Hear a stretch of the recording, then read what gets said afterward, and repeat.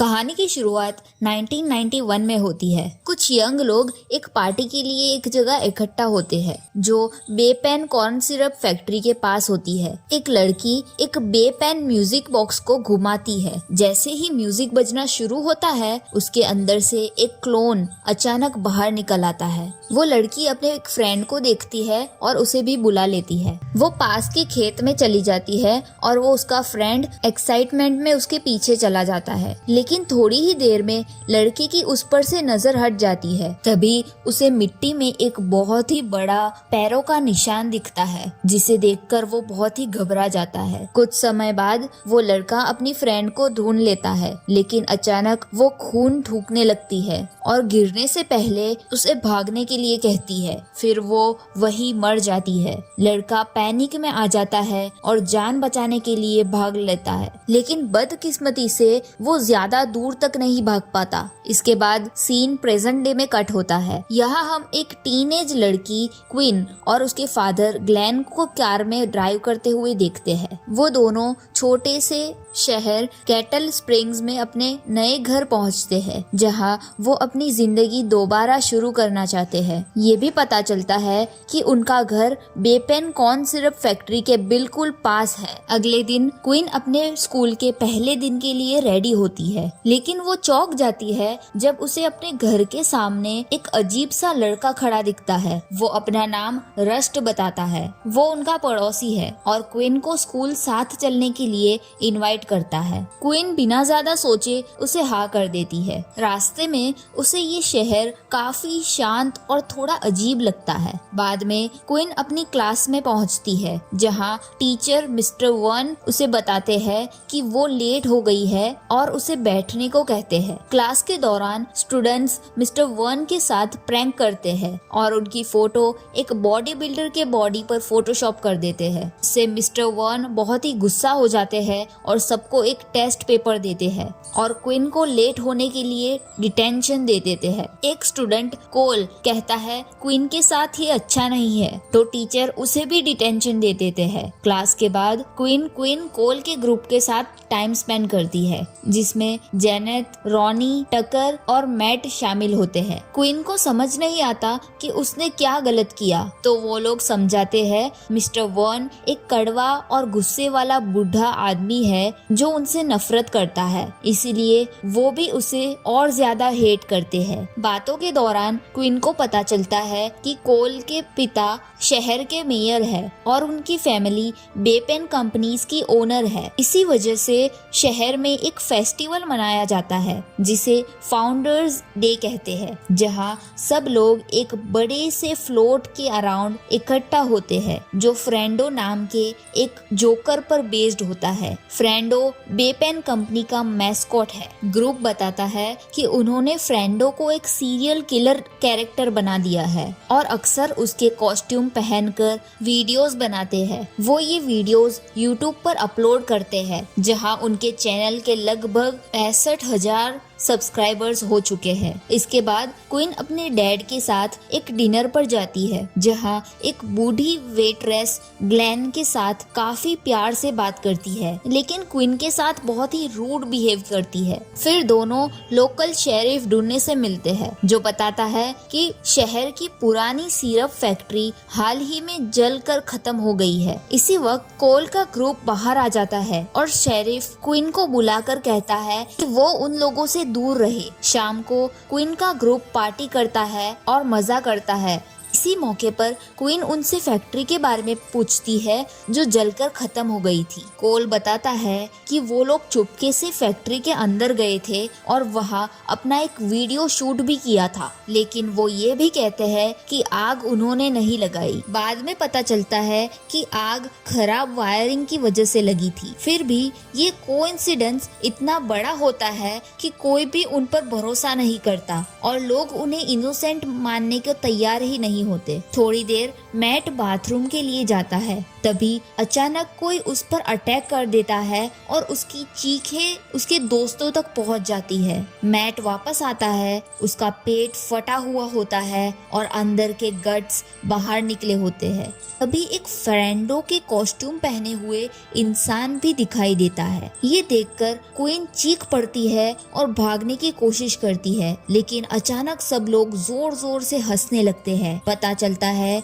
कि ये सिर्फ एक प्रैंक था। जोकर असल में टकर होता है और जेनेट पूरा सीन रिकॉर्ड कर रही होती है। क्वीन और कोल थोड़ा टाइम साथ में स्पेंड करते हैं। कोल उसे उसकी फैमिली के बारे में पूछता है। क्वीन बताती है कि पिछले समर उसकी मॉम की ड्रग ओवरडोज की वजह से डेथ हो गई थी। उसके बाद से उसके डैड, जो एक सर्जन है, काम पर वापस नहीं जा पाए। क्वीन बताती है कि कैटल स्प्रिंग्स में फैमिली डॉक्टर की वैकेंसी थी, इसीलिए वो यहाँ शिफ्ट हुए। यह सुनकर कोल को बुरा लगता है और वो बताता है कि उसकी छोटी बहन भी पिछले समर डूबकर मर गई थी। उस रात क्वीन घर पर होती है और वो वही पैरोडी वीडियो देखती है जो ग्रुप ने पहले बनाया था, लेकिन वो अचानक डर जाती है जब उसे नोटिस होता है नकली जोकर के पीछे एक मलबे के बीच एक असली जोकर चुपचाप खड़ा था। घबराकर क्वीन तुरंत स्क्रीनशॉट लेती है और ग्रुप चैट में भेज देती है। टकर स्क्रीनशॉट देख रहा होता है, तभी उसके फोन पर डोरबेल कैमरा अलर्ट आता है। उसमें दिखाई देता है कि एक फ्रेंडो मास्क पहना हुआ उसके घर के बाहर खड़ा है। टकर सोचता है कि शायद वो कोल होगा।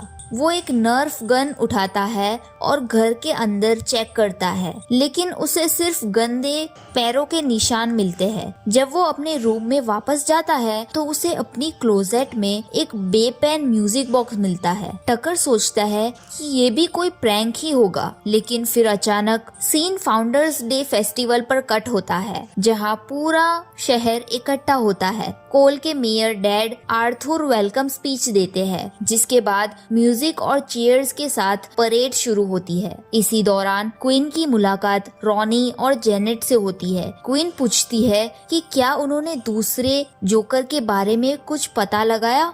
दोनों लड़कियां सोचती है कि शायद वो रस्ट हो सकता है, जो पहले कोल का फ्रेंड था। तभी कोल आ जाता है और जेनेट एक्साइटमेंट में बताती है कि उन्होंने कुछ बहुत ही क्रेजी फिल्म करने का प्लान बनाया है। कुछ ही पल बाद सिर्फ फ्रेंडो मास्क पहने हुए एक लड़का यूनिसाइकिल पर आता है और आग के ट्रिक्स करता है, लेकिन सिचुएशन तब बिगड़ जाती है जब एक जलता हुआ प्रॉप उसके हाथ से छूटकर बड़े फ्रेंडो फ्लोट पर गिर जाता है। फ्लोट तुरंत आग पकड़ लेता है और क्राउड में पैनिक फैल जाता है। ये सब देखकर कोल, जेनेट, क्वीन और रॉनी घबराकर निकलना चाहते हैं, लेकिन शेरिफ डुन्ने उन्हें रोक लेता है। वो उन पर सब कुछ करने का इल्जाम लगाता है और उन्हें अरेस्ट कर लेता है। टीनेजर्स बार बार कहते हैं कि उन्होंने कुछ नहीं किया, लेकिन शेरिफ उन्हें जेल में डाल देता है। जेल के अंदर एक बूढ़ा आदमी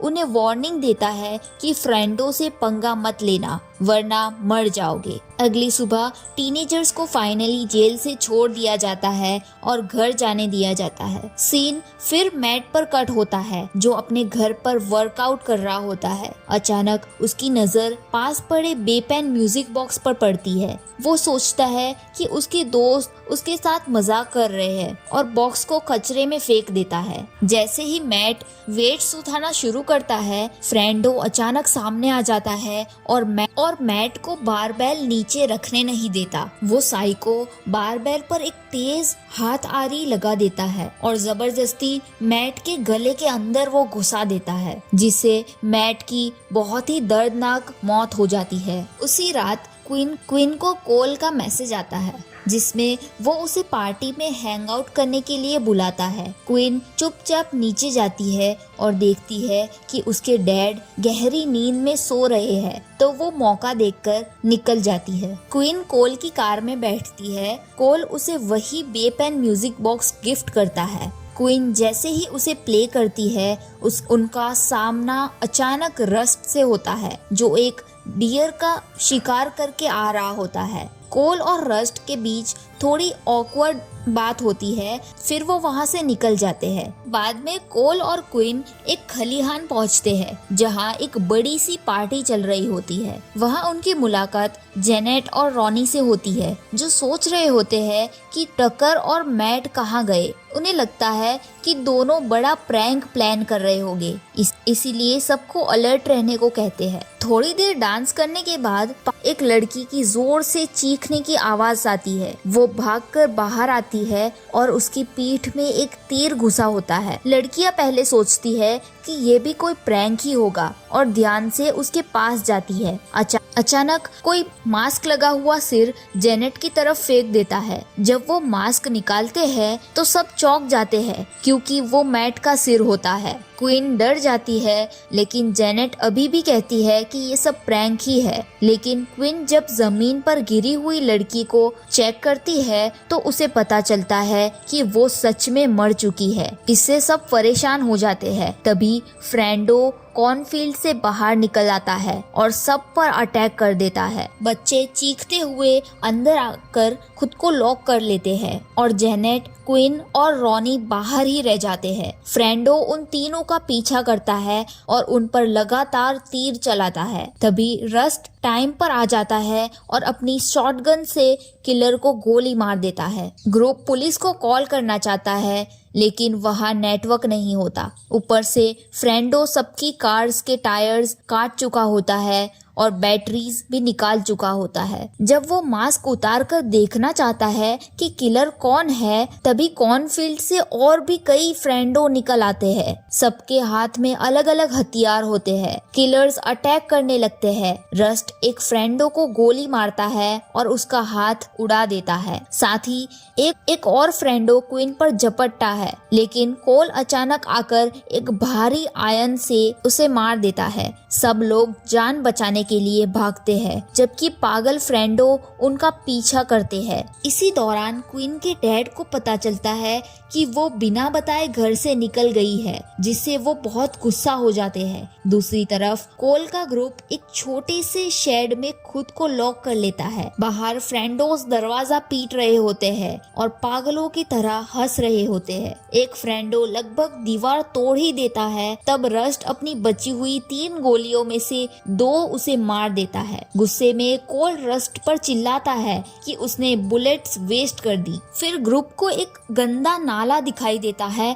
जिससे वो भाग सकते हैं। रस्ट सजेस्ट करता है कि जो गैलन्स ऑफ फ्यूल्स पड़े हैं उनका यूज करके फ्रेंडोस को डिस्ट्रैक्ट किया जा सकता है। दूसरी तरफ ग्लेन पूरे शहर में अपनी बेटी को ढूंढ रहा होता है। जब वो अपनी क्लिनिक के पास से गुजरता है तो उसे ब्रेक इन के साइंस दिखते हैं। वो जल्दी से अंदर जाता है, तभी एक फ्रेंडो सामने आता है और उसके गले पर छुरी रख देता है। वो डॉक्टर को ऑर्डर देता है कि अपने घायल दोस्त का ट्रीटमेंट करे। ग्लेन पूछता है कि ये सब क्या हो रहा है, लेकिन फ्रेंडो उसे धमकी देता है कि अगर उसने तुरंत बात नहीं मानी तो वो उसकी बेटी को मार देगा। वापस शेड में कई फ्रेंडोज लगभग अंदर घुसने ही वाले होते हैं। रस्ट पीछे रुककर आग लगाने का सोचता है, जबकि बाकी लोग गंदी नाली के अंदर चले जाते हैं। थोड़ी ही देर में जोकर अंदर घुस जाते हैं, लेकिन गैसोलीन की वजह से एक बड़ा सा धमाका होता है। टीनेजर्स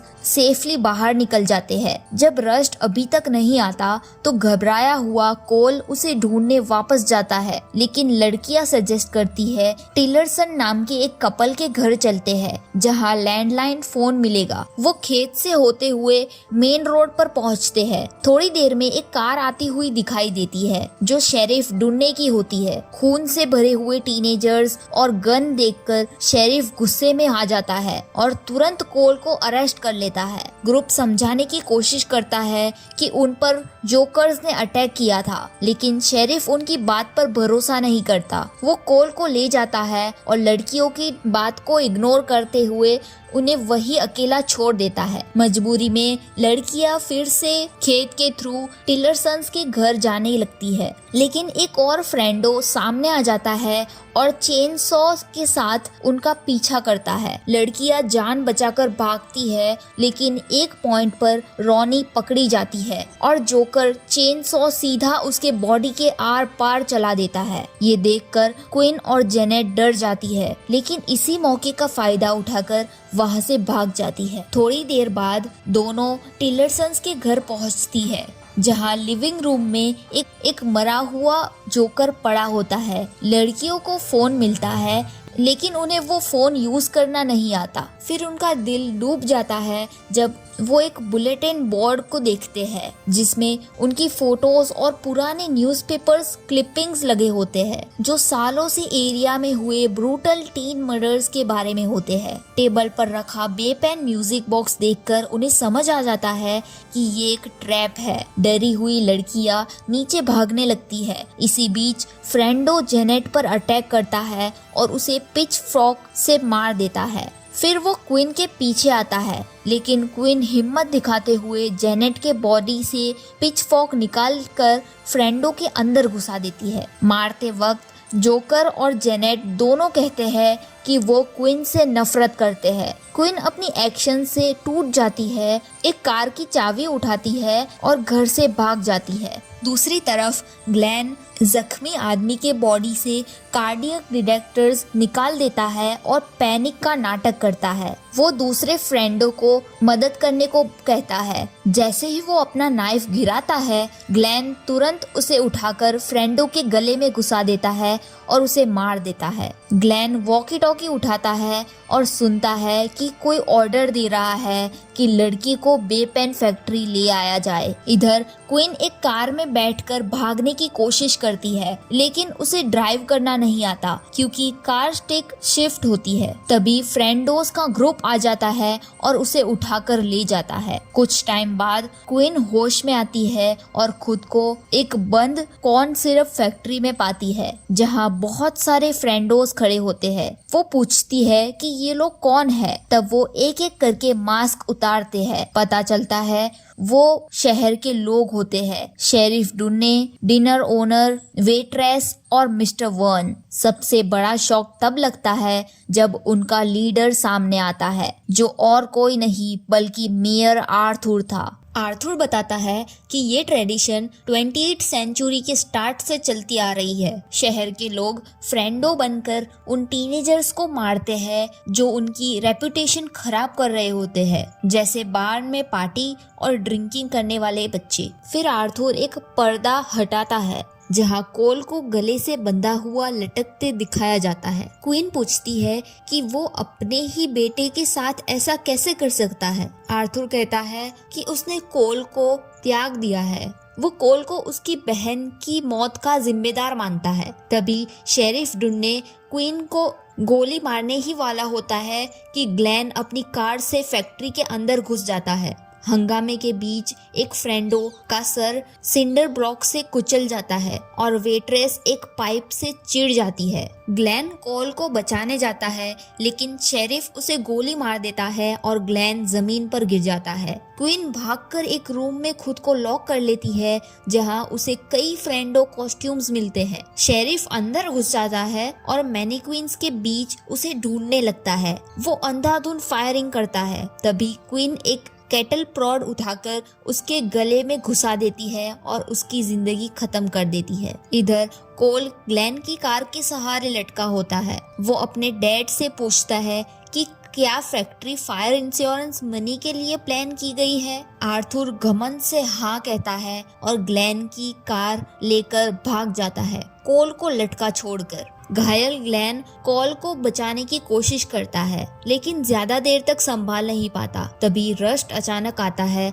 अपनी शॉटगन से रस्सी काट देता है। कोल बच जाता है। इसी वक्त क्वीन भी आ जाती है। चारों सर्वाइवर्स ग्लेन की कार में बैठ जाते हैं क्योंकि कार स्टिक शिफ्ट होती है। ग्लेन क्वीन को ड्राइव करना सिखाता है। रास्ते में उनके सामने आखिरी फ्रेंडो मिस्टर वर्न चेनसो के साथ खड़ा होता है, लेकिन इस बार वो भागने की नहीं सोचता। सीन 1 साल बाद कट होता है। क्वीन कॉलेज जाने की तैयारी कर रही होती है और ग्लेन कैटल स्प्रिंग्स का मेयर बनने के लिए कैंपेन कर रहा होता है। रस्ट और कोल क्वीन को गुड बाय कहने आते हैं और सेफ्टी के लिए एक छड़ी देते हैं। जैसे ही क्वीन कार में निकलती है उसे एक बेपेन म्यूजिक बॉक्स मिलता है जो दिखता है कि शायद नाइटमेयर अभी खत्म नहीं हुआ, लेकिन क्वीन उसे खिड़की से बाहर फेंक देती है और यहीं पर कहानी खत्म हो जाती है। Thanks for watching.